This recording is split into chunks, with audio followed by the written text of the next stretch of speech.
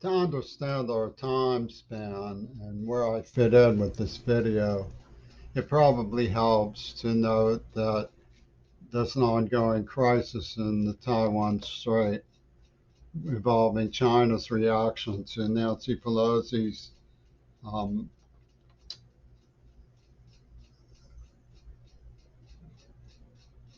extraneous diplomatic visit to Taiwan without the consent of China and over their objections. Although I don't see that it violated international law, we do also live in a time where the Ukraine has been invaded because um, seemingly, at least, the Clinton administration violated a promise not to expand NATO, and that has overtones. I don't particularly like Hillary Clinton's entourage. She could have been president if she hadn't gone panting to the debate with Trumpy Tune, like most women do, no matter what he says. Um, she would pair foreign policy meetings talking about off with their heads. I mean, we're dealing with a society that's only spending 5% on climate change that it does on um, military spending, which, in the name of preparedness, has led to many reasonable nations questioning our judgment. And it's foolish to neglect that China is an old society that has long experience in resolving diplomatic problems, as well as uh, being very aware of how naval operations have tipped the balance against them in unwanted foreign conflicts with the West. So naturally, um, the demands of the immediate present shadow my refuge of academic work, which is seemingly unrelated, but pertains and leads to deeper questions, like Wesley Harvey Oswald working with Andropov and Bush at the same time in a larger secret United Nations operation that had traced back to the non-aggression pact of Stalin and Hitler. It was difficult research to find where D.W. Griffith actually met the fourth dimensional psychologist involved in Cubism. His work really began at the end of the 19th century, but his monolithic style held certain mysticism about Babylon, Jesus, and depicted vamps and the monolithic age of the Industrial Revolution. And his biblical grandiosity clearly extended to influence of Cecil B. DeMille, who Alan Dulles put in charge of Radio Free Europe. But in my investigations, I could see what they did. I could see Axis Hollywood in the work of Reagan.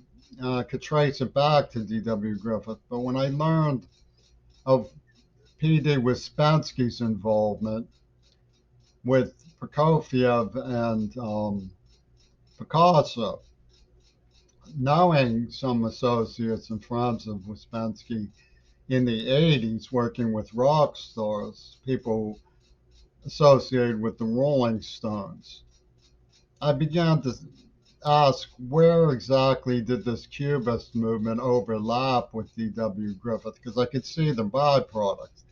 You know, it's they evacuated Hitler. They pulled a Houdini. They were associated with Houdini.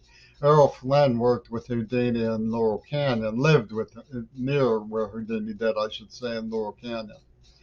And they called it Casper, for Casper the Friendly Ghost, when they evacuated Lenin with a body double, double fantasy to operate from the fourth dimension and impinge upon us their behavioral ultimatum. I mean, there's no winners in a nuclear war, and there's nothing but villains in the Texas Schoolbook.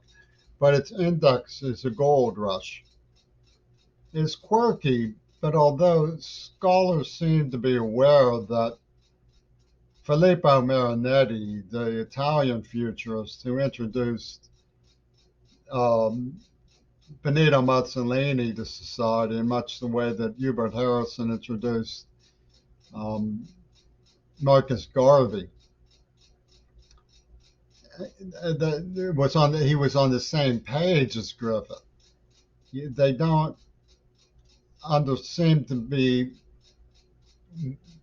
probing much any deeper than that. They seem to be satisfied with the idea that on Griffith's desk was the same ideas as on Marinetti's desk.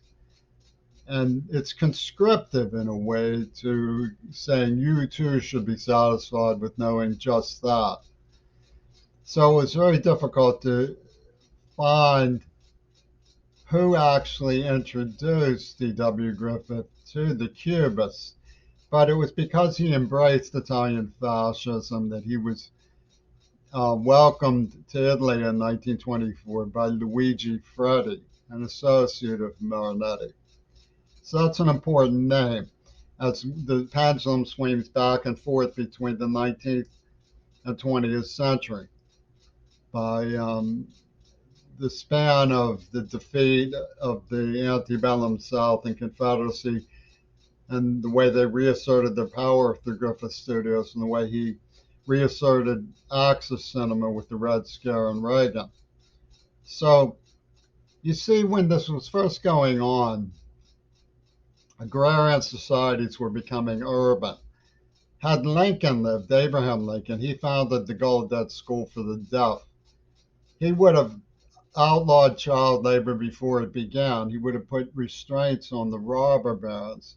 He would have, no doubt, corresponded with Karl Marx, who was already known to have been sending him letters. But he was dispatched. And, well,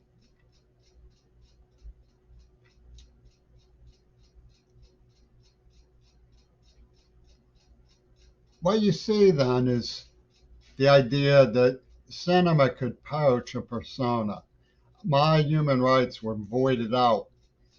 You have these so called experts, grossly biased.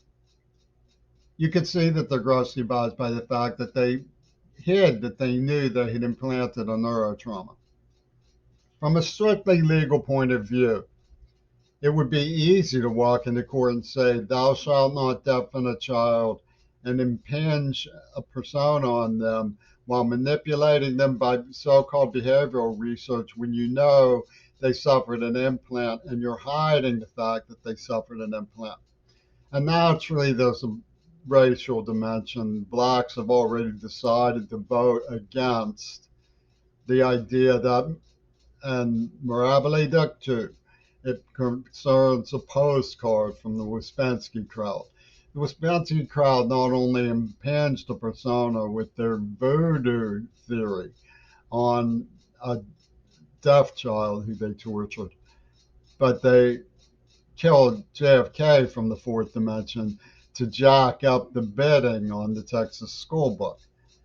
So clearly, the voodoo agenda of Ouspensky is found in all sorts of shorthand of this indexical gold rush, but it's poacher madness. You can't just say from some aloof cloud of the Rolling Stones that Jimmy didn't know he was from George Bush's ship and therefore he should be held responsible to the vows of a black four-star general when he's 9 years old for Michael Reagan's favorite scene some more. It's not reasonable, but it's mysticism, the sort you expect from the Babylonian uh, futurism of the Cubists' uh, derision from the Ouspensky heavens, so to speak. You know, I don't get into it, but the name I was looking for was Luigi Freddi.